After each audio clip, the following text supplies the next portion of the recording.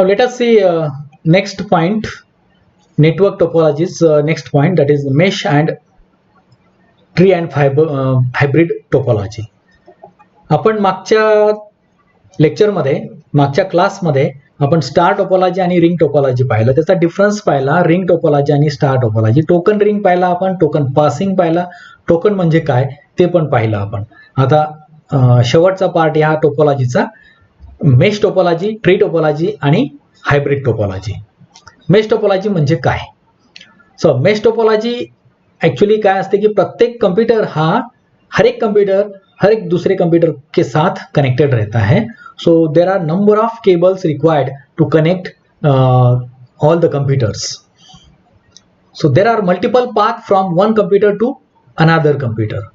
It does not contain the switch. जैसा switch में या फिर हब, स्टार टोपोलॉजी में स्विच या हब, या फिर हम कहेंगे रिंग टोपोलॉजी में हमने पैसिव हब देखा. ऐसा कोई हब, कोई कंट्रोल डिवाइस मेश टोपोलॉजी में नहीं रहता. So all the computers are directly connected with the cable. तो यहाँ पर इंटरनेट तो एक एग्जाम्पल है, लेकिन अगर हम बात करें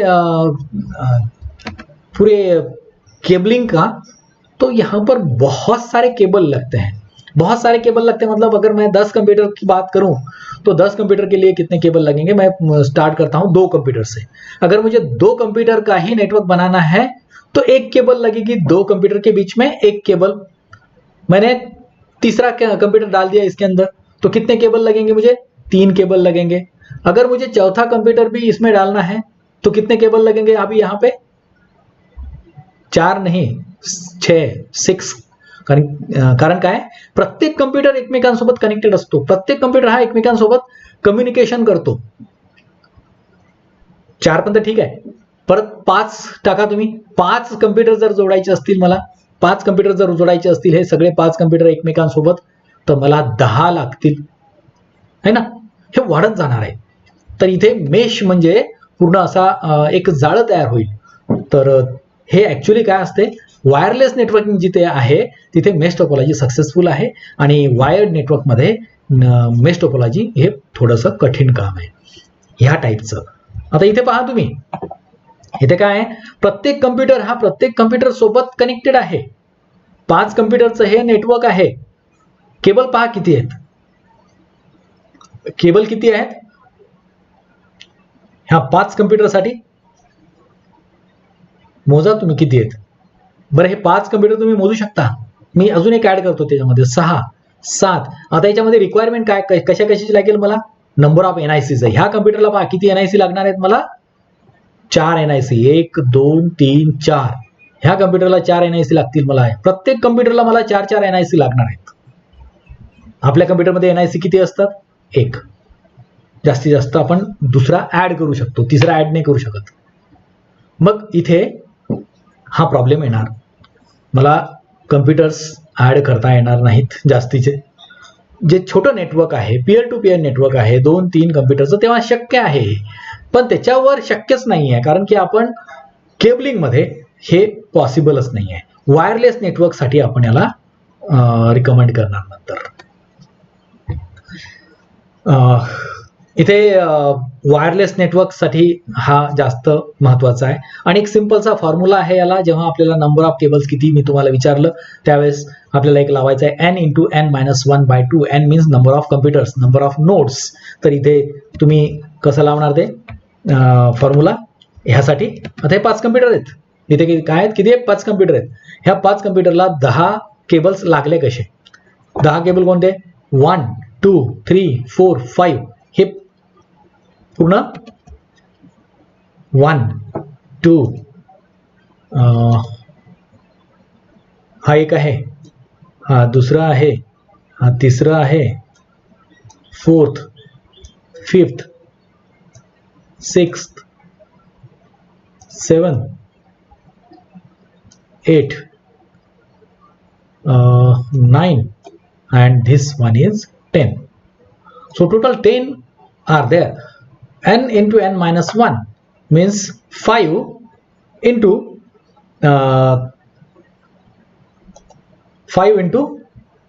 4 divided by 2, 5 into 4 n minus 1 by 2.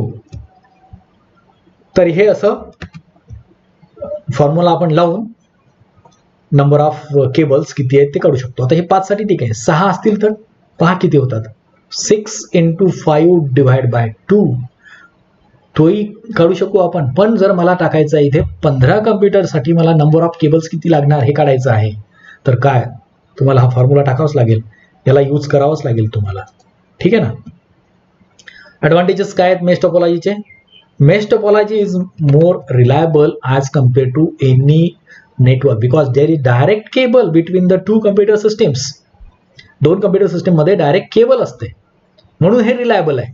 So there is no any possibility of failure. If any computer fail doesn't matter, दुसरा कम्प्युटर फेल झाला याला काही फरक नाही पडणार, हा कंटिन्यू आपला मेसेज चालू देईल.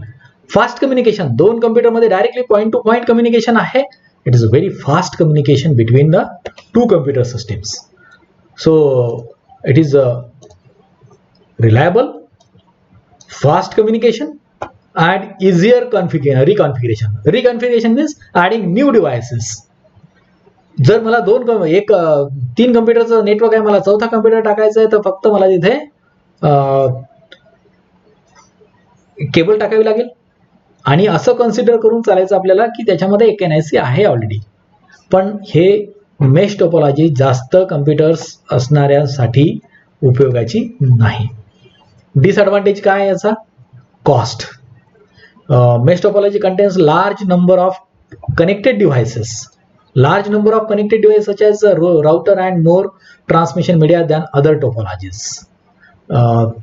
हा एक डिसएडवांटेज असेल त्याच्यामध्ये. जसं आपण वायरलेस नेटवर्कमध्ये पाहतो, एक राउटर आपल्याला लागेल, त्यासाठी सोबत सॉफ्टवेअर लागतील. हे सगळे त्याच्यामध्ये कॉस्ट वाढवणाऱ्या गोष्टी आहेत. मॅनेजमेंट करणं फार कठीण असते. Very large and very difficult to maintain and manage. If the network is not monitored carefully, then the communication link failure goes undetected. Efficiency याची कमी होत जाते जसे जसे आपण याच्यामध्ये कम्प्युटर्स ऍड करत जातो. In this topology redundant connections म्हणजे repeated number of connections are high that reduces the efficiency of the network. तर हे इथे डिसएडवांटेज राहू शकतो. पुढची टोपोलॉजी आपण पाहत आहोत, ट्री टोपोलॉजी. ट्री टोपोलॉजी म्हणजेच काय, तर बस टोपोलॉजी आणि स्टार टोपोलॉजीचेच कॅरेक्टर्स याचं कॉम्बिनेशन आपण हे ते ट्री टोपोलॉजी म्हणू. ते दुसरं आहे हायब्रिड टोपोलॉजी, आपण ते पाहूच पुढे. इथे ही बस टोपोलॉजी झाली. हा एक स्विच आहे, हा एक स्विच आहे, हा एक स्विच, हा दुसरा स्विच आणि हा तिसरा स्विच. हे तिन्ही एका ट्रंकला जोडलेले गेले. समजा हा एक केबल आहे, एक केबल आहे, आणि इथे बस टोपोलॉजी झाली. सोबतच इथे स्टार टोपोलॉजी, हा स्विच काय करतो, स्टार टोपोलॉजी करतो, हा स्टार, इथे एक स्टार टोपोलॉजी आहे. तर हे कॉम्बिनेशन आहे. Tree topology combines the characteristics of bus topology and star topology. याच्यामध्ये आपण म्हणू हायरार्चिकल फॅशनमध्ये हे कम्प्युटर्स हे एकमेकांसोबत कनेक्टेड असतात. हायरार्चिकल स्ट्रक्चर म्हणजे upside down tree structure.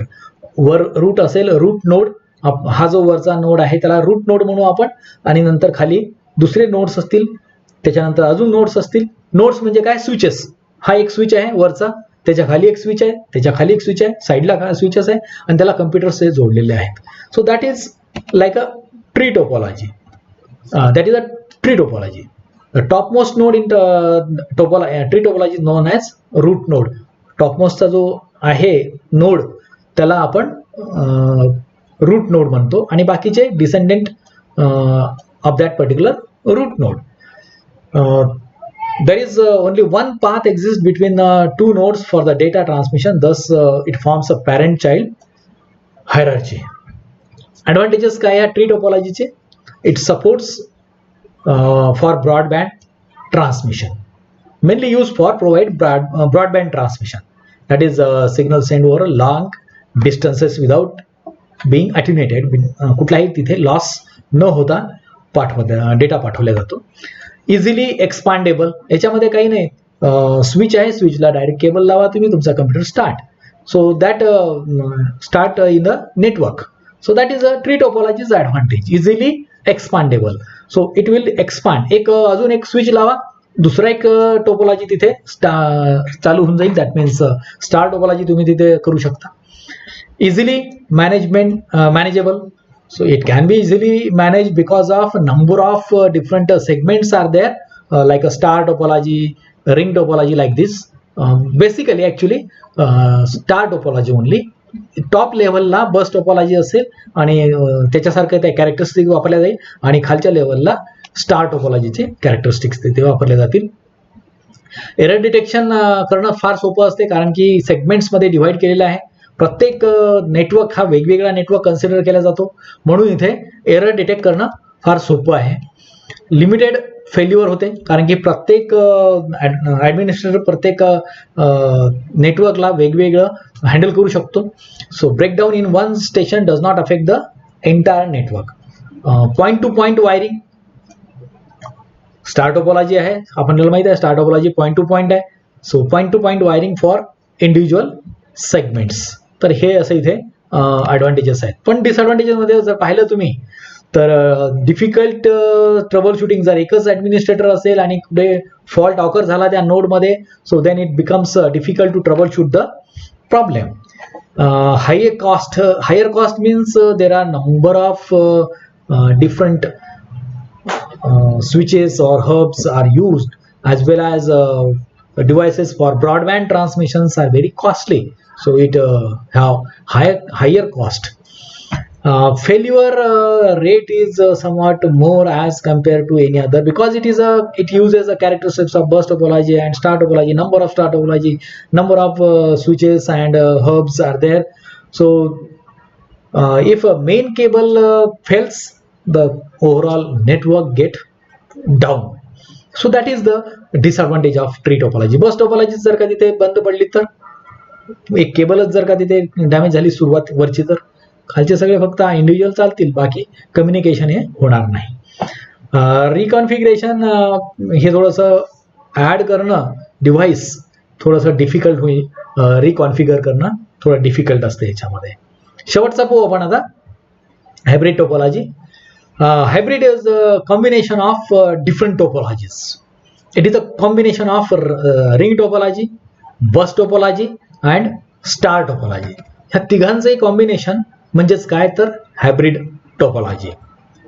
Hybrid topology is a connection between different links and nodes to transfer the data. आता इथे पहा, हे एक एक्झाम्पल म्हणून एक डायग्राम दिलेली आहे.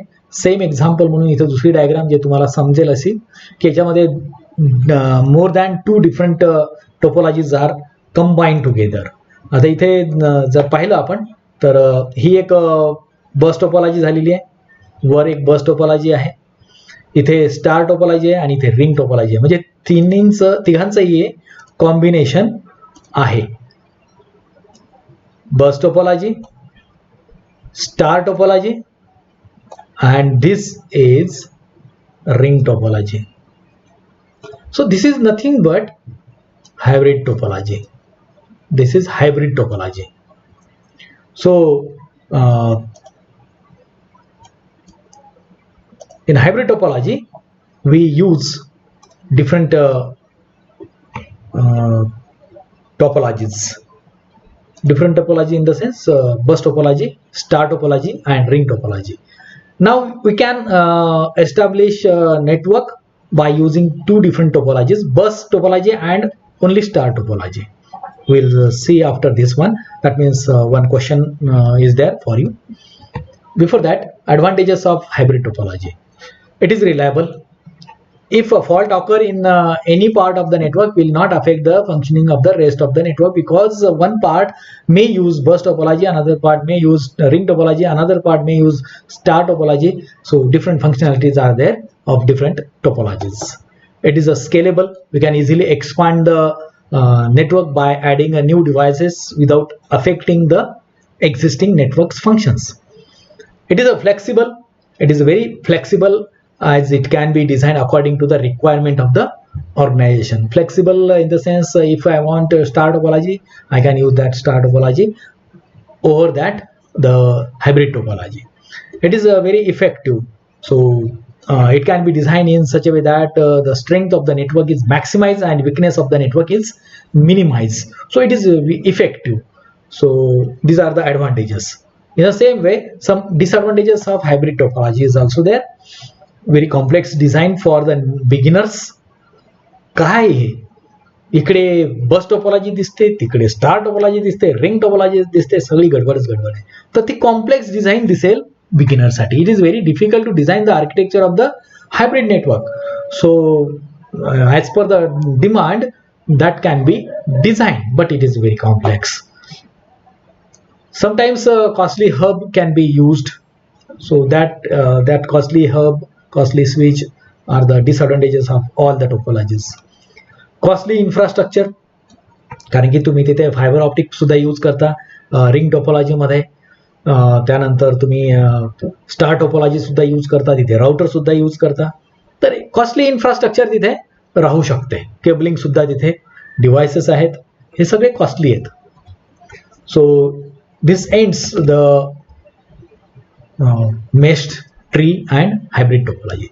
So one part remains, that is a combination of two different topologies. मी तुम्हाला म्हटलं होतं, मी तुम्हाला सांगेल आता की शेवटी.